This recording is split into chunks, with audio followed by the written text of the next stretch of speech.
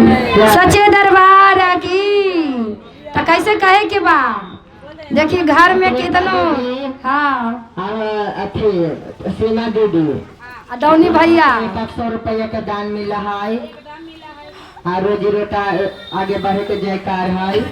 अब बोले जानी के आशीर्वाद है। आशीर्वाद बा बोलिए हर हर महादेव की।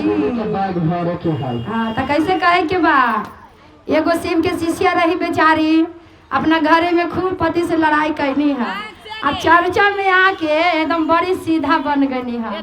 तब उनका पति चर्चा में आके का कहनी है कैसे डोली भैया घरवा में का है पति के दो गालावा चर्चा में महानामा बने हो का। अभी सबसे पहले ये दो गल बताओ। आय हाँ के गीत गावी तो कैसे कहे के बा अरे घरवा में का है पाती के दो गालावा चर्चा में महानामा बने हो राम। बोला ही के मीठी मीठी बोलिया ता चर्चा में महानामा बने हो राम। बोला ही के मीठी मीठी बोलिया ता चर्चा में महानामा बने हो राम। थोड़ा थोड़ा हाथ उठा के दीजिए जय हो। घरवा में का है पाती के दो गालावा ता चर्चा में महानामा बने हो राम। घरवा में का है पाती के गालावा ता चर्चा में महानामा बने हो राम। गौलाई के मीठी मीठी बोली आता चर्चा में महानामा बने हो राम। बोला के मीठी बोलिया ता चर्चा में महानामा बने हो राम। बोला ही के मीठी मीठी बोलिया ता चर्चा में महानामा बने हो राम। जय हो। देखिए यहाँ पर जितना गुरु भाई बैठल बिया कोई के ऊपरे से ना पता चले लेकिन कौन लड़ाकिन बा कौन सीधा बा। लेकिन दिल में जे जैसा रहिए महादेव से छिपल ना है ना। तो ये भाव में आके कैसे कहनी अरे देव जा रोजा देवी मैया के पूजा है सरसुईया के गरियाई बेकार हो रोजा रोजा देवी मैया के पूजा है सरसुईया के गरियाई बेकार हो अरे बोला ही के मीठा मीठा बोलिया ता चर्चा में महानामा बने हो राम। बोला ही के मीठा मीठा बोलिया ता चर्चा में महानामा बने हो राम। रोजा रोजा देवी मैया के पूजा ऐसा सुइया के गरियाई बेकार हो राम। थोड़ा थोड़ा हाथ उठा के ताली बजा के दीदी।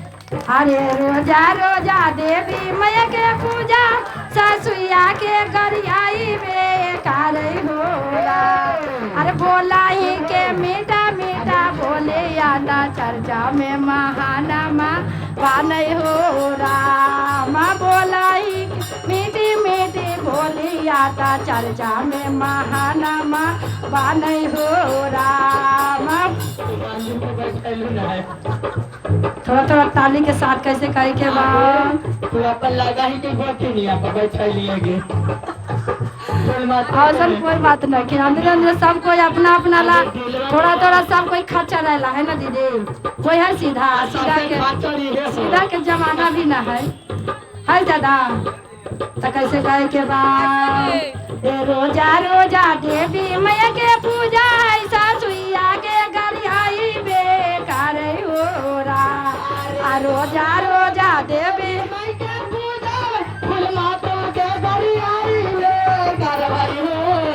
और बोला ही के मीठा मीठा बोले आता चर्चा में महानामा बने हो राम। हमारा स्मिता दीदी और मंजू दीदी के सास के नाम है फूलमांतो। मीठा मीठा बोले लिया बाद में खूब गरिया बेली। हाँ अब पतियों के न समझेली। ऊपरे से गरियावे ले, लेकिन दोनों उनका खूब भीतर से मानली। जब हम दोनों ना करिए तो कौन उनका के करिए? कोई ना। अरे बोला ही के मीठा मीठा बोले आता चर्चा में महानामा बाने हो राम। बोला ही के मीठा मीठा बोले आता चर्चा में महानामा काहे हो राम। माँ बोला ही के मीठा मीठा बोले आता चर्चा में महानामा बाने हो राम। जय हो।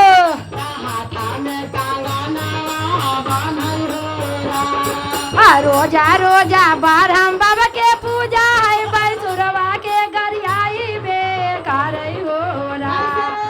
रोजा रोजा बारहम बाबा के पूजा बैसुरवा के गरियाई बेकार हो रा। बोला ही के मीठा मीठा बोले आता चर्चा में महानामा बाने हो राम।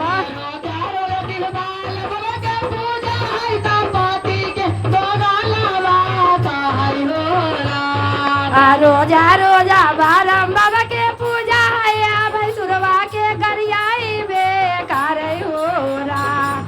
बोला ही के मीठा मीठा बोले आता चर्चा में महानामा बाने हो राम।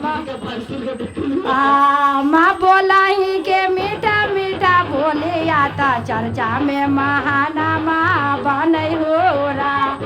माँ बोला ही के मीठा मीठा बोले आता चर्चा में महानामा बाने हो राम।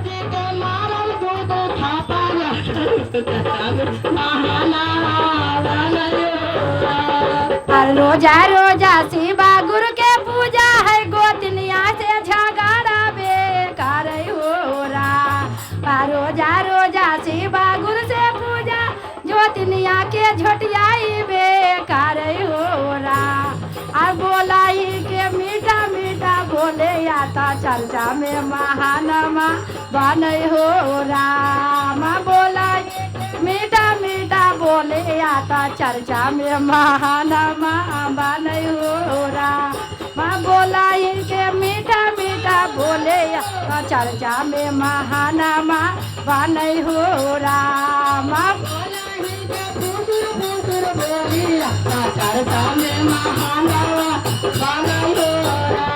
अरे आ गाना में तुलसी लगावा है ना नदिया से जागरा बेकार हो रा। आया गाना में तुलसी लगावा है ना नदिया से जागरा बेकार हो रा। अरे बोला ही के मीठी मीठी बोले आता चर्चा में महानामा बाने हो राम। बोला ही के मीठी मीठी बोले आता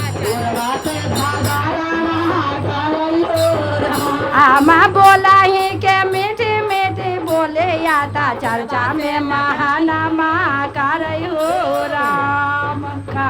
एगो के परमेला नाम हो। हाँ आ एगो के सती नाम हो। हाँ दीदी के हमार ननद बाड़ी। आ एगो के उरा बा। उरा बाई। अरे या गना में तुलसी लगावा है ना नदिया के गरियाई बेकार हो राम। या गना में तुलसी लगावा है ना नदिया के गरियाई बेकार हो राम। अरे बोला ही के मीठी मीठी बोले आता चर्चा में महानामा बाने हो राम। बोला मीठी मीठी बोले आता चर्चा में महानामा बाने हो राम। बोला ही के मीठी मीठी बोले आता चर्चा में महानामा बाने हो राम।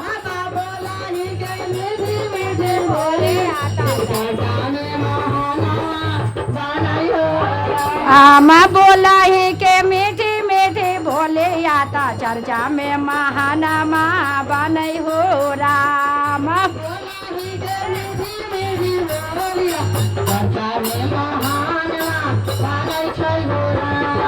रोजे रोजे आबै शिवा चर्चा सखियन के कुटनिया काहे हो रा। रोजा रोजा आबै शिवा चारटा सखियन के कुटनिया काहे हो रा आ बोला ही के मीठा मीठा बोले आता चर्चा में महानमा बनै हो राम